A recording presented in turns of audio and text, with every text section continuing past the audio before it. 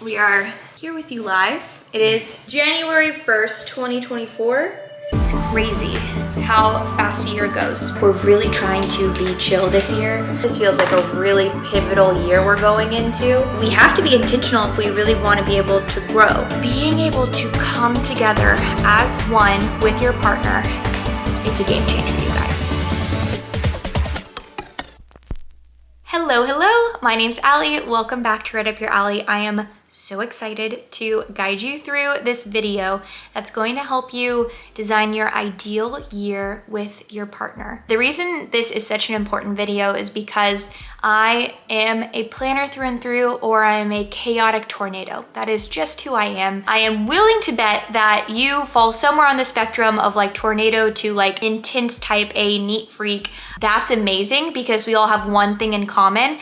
When you find your person, there is a little bit of a different way you probably approach planning and approach a new year, approach dreaming, approach doing with your partner, because you're two separate people coming together, right? I feel like this video is so important because you can dream for your business or your career, you can dream for yourself, but being able to come together as one with your partner and truly get on the same page, review, grow, and really like dive deep, it's a game changer, you guys. I got married 2 years ago, almost in May, it'll be 2 years. And I was blown away the first year of marriage because I felt so disconnected from my husband, and it was like my fault. And it was just because we didn't know how to like dream practically together. We knew when we got married, we wanted very similar things in life. We were, motivated by the same things, etc. But you guys, like, it was really difficult for us to be able to then communicate accordingly and like get on the same page in the day to day. And maybe that's true for you. Maybe it's like a different circumstance for you guys. But when it comes down to it, it is so satisfying and so powerful to be able to be on the same page at the start of the year with your other half and tackle it together, no matter how you guys process. So this video is going to walk you through exactly what we do specifically. I have even some like snippets from us actually doing this on January 1st, which is really exciting. And I cannot wait to just see what the fruit in your life looks like when you feel seen, known, and on the same page with the person that you love so much, because I really believe that God like can use that and wants that. So let's get into it. I'm going to actually take you right now through exactly what Justin, my husband, and I do at the beginning of the year. The first thing is we do a year in review of 2023 or whatever year this is, the year before. With that, I have 4 questions and we independently journal this. So grab your husband, your wife, your partner, and allow yourself to sit down, read through these questions, and then separately go answer them and come back and present it to each other. Question 1, what made you better this year? Question 2, what challenged you? Always a fun one. Question 3, what do you want to eliminate and why? And question 4 is, what do you want to make more room for and why? We gave each other 10 minutes. I took the full 10 minutes, Justin did not. So however you guys work, again, grace upon grace, make it your own, but come back and present your findings to each other. After you've done that, you're going to feel a little bit more on the same page. Don't take any feedback like harsh. There were things on my list that I wanted maybe Justin to do more of or less of, and vice versa. So like just come at this with a like coachable, really sweet, open heart, because like you guys are a team and you are getting better together with this. Like even watching this video and doing this is going to change your life and your marriage. So like grace upon grace, okay?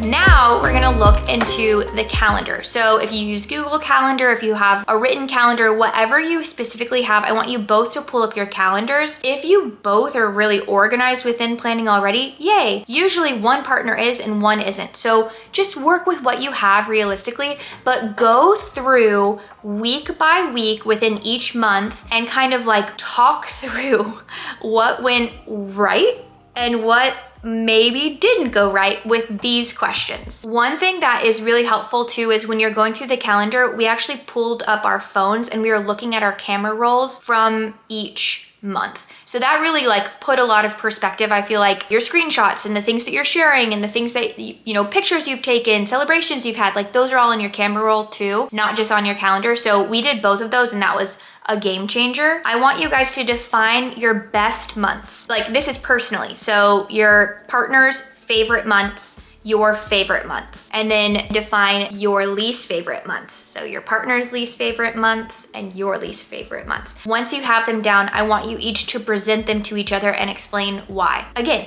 no personal attacking. We have grace for each other in this. What were your highs? What were your lows? Allow yourselves to like hear each other in this. Once you've been able to go through that, I want you to then have like just a really nice discussion on what made your best months the best and what made your worst months the worst. One thing that's really cool is for some couples, when we do this, they have very different months that are really great and hard. And then sometimes other couples have like mirroring similar ones, and then some people are in the middle. But there are usually nuances and there are, you know, patterns that you can pick up. So start to like really think through with each other, why did I not like this? Why did I like this? Why was this the worst? Why was this the best? You know, did your partner leave and you don't like being alone? Or were you traveling and having the best time and they missed you? Or did you get a really hard bill that was unexpected and that caused you guys to have to budget differently? Like so many things can happen. So really allow yourselves to define the events and the circumstances that may have influenced the best being the best and the worst being the worst. From there, we get to go into step 3. So we've been able to reflect personally and then share what worked for the year. And then we were able to go through the calendar year and kind of like ride through that blast of the past and figure out what the highs were and what the lows were alongside a timeline. Now we get to reflect with a question that I asked earlier that is even more meaty now, and that is, what do you want to eliminate? Now that you've been able to think through your overarching thought process and opinion of the year, then hear your partners and then see the timelines. And within that, usually like for us, when we're really stressed or not having a good time, we're both traveling and not seeing each other, right? So like that's a pattern we see. And then once you finish that question, what do you want to add? What was killing it? What was amazing? What are you like, we need to do way more of this? Make sure that you define that next. From there, we're going to go into the second section. So this one is fun, and this one is more so focused on faith from your spirit, like what was working, right? In the world, if your spirit and like your relationship with the Lord is thriving, sometimes things are good, sometimes things are bad, but you usually see patterns. I want to give you space to both really figure out individually what was fruitful and noteworthy. Take 10 minutes individually and journal and make a list of what you felt was fruitful and noteworthy for yourself and for each other. Once you guys have been able to do that, share what worked really well and what felt really noteworthy. Once you have that down, then you're going to have 2 sheets of paper. Write down what worked. When you're looking at the things that were noteworthy and felt really fruitful for each of you or one of you, what worked to make that happen? I want you to define that. Then I want you to go to the other sheet and write down what didn't work. I wanna be really realistic with you. There are going to be some years where your what didn't work is really long. And maybe your what worked is shorter. There will be years that flips and you feel like everything is a well-oiled machine. Everything is, you know, exciting and feels good. And within that, you know, you're not really worried about what's not working. Like everything feels like it's working, right? Take it at face value and allow yourself to really just look at the information. Once you have all of that in front of you, I want you guys to pray together. Just create some space and allow yourselves to just pray over the past year and everything that you've learned about each other, about yourselves, about what worked, about what didn't work, what needs to be eliminated, what you want to add more of. Start to pray and literally just kind of like go through these lists of things that you've been able to define and invite God into helping you learn the lessons that this previous year has taught you, and learn them once and learn them well so that you can get to the level that you're being called to this coming year. Prayer is so important for your connection. It's so important for you. It's so important for your soul. And everything that you do flows from your heart and your soul, of course. Once you've been able to do this, then dream with God. if you feel called to it. Like, what do you want this year to look like, God? That's one of my favorite prayers and journal prompts. Individually give yourselves time, or maybe do it together. Like, God, what do you want this year to look like for us? This is such a beautiful part of this exercise that really grounds what you want alongside what you feel called to do. Don't glaze over it. It's really important. Once you guys have been able to do that, then I want you to revisit your family values, goals, mission statement, and verses. You can straight up just sit down and as a family say, what are our values? And we just bullet point. We have 3 bullet points that are really important to us. Then go to your vision. What's the vision for your guys' life, for your partnership, for what you are building in the world? What's that big vision that drives you? What are you on mission to do together? Put you two together out of the 8 billion people in the world. What did you see in each other and call out of each other that said, you know what, I want to do this life with you forever and I want to do this with you, right? What is that thing? Does that mean you just want to be extremely devoted to yourselves and each other? Are you really devoted to your community, or are you really devoted to your career? Do you really want to, build a family? Like, what is the thing that brings you guys together? What's your mission? Once you've gotten all of those down, a grab bag that we like to add in here too is what verses do we want to focus on? So this can just be in your life. Like, what is a verse that always sticks out to you, a Bible verse? Justin also has a quote that means so much to him. So like, it could be whatever you want it to be. What's up, YouTube?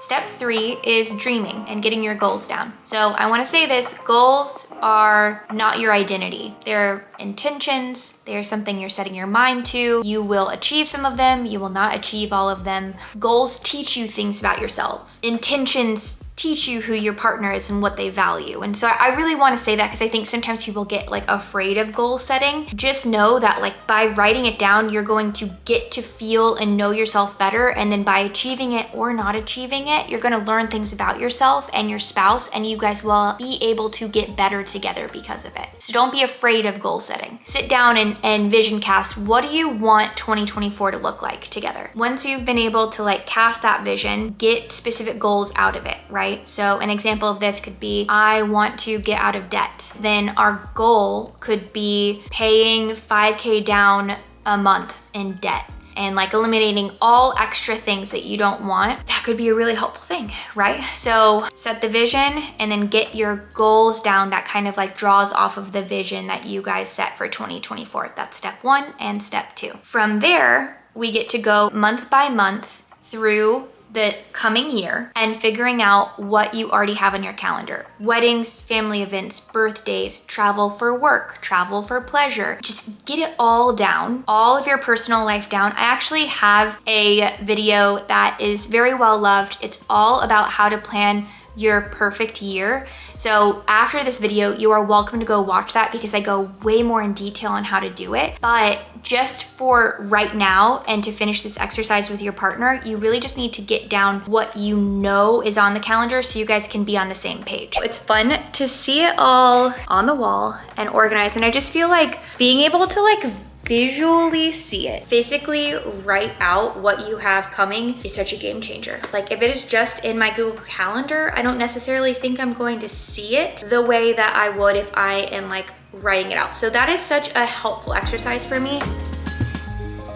Once you do that, this one's really fun. You are going to sit down and go through and plan your 90-day goals together. I actually have another video that I teach on how to do this. But the main things that we do as a couple are financial goals and then like personal goals so that we can really hold each other accountable, because that's one of the best parts of having a partner. You don't have to do it apart. You get to do it together. We do this in 90-day segments. It's in 30-day pieces. So there are 3 30-day pieces that take you through the first 3 months of the year upcoming. Obviously, we do this 4 times a year, and it really helps the big goals that we've set and the big vision to then kind of like get grounded in monthly and quarterly goals that seem a little bit more achievable. The way that we set it up is we go through month 1, 2, and 3. We look at any events, anything that's coming up, and then we go through income goals of like what we want to bring in. If you have any like additional assets, if you both have jobs, then we figure out what we are tithing in any philanthropy. So like our giving, how much money are we going to be giving away from that? Then if you have any debt, figuring out what are you going to be doing for debt pay down?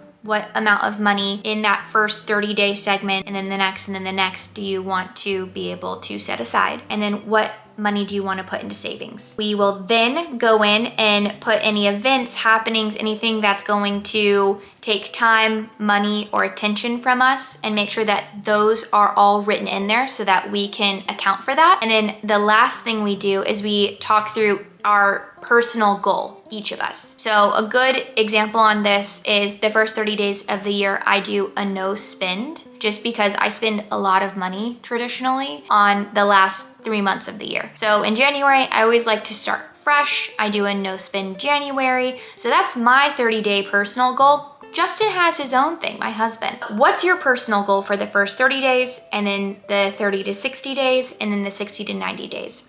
Go through and set those all together and make sure any specific events are in the calendar. Like if you want to do something personally, we do Sunday night review of budget, planning, etc.